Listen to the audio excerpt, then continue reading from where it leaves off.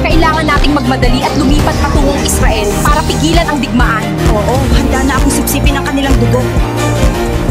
Pupunta na tayo sa Israel. Oo, ang saya-saya.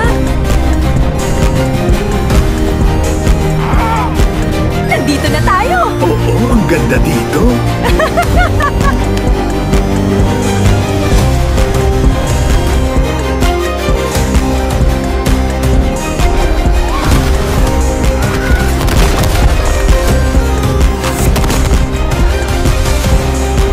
Kailangan nating iligtas ang lahat ng mga manggagawang Pilipino at ibalik sila sa Pilipinas. Oo, kailangan nating gawin ito dahil abala ang ating gobyerno sa impeachment ng Vice Presidente.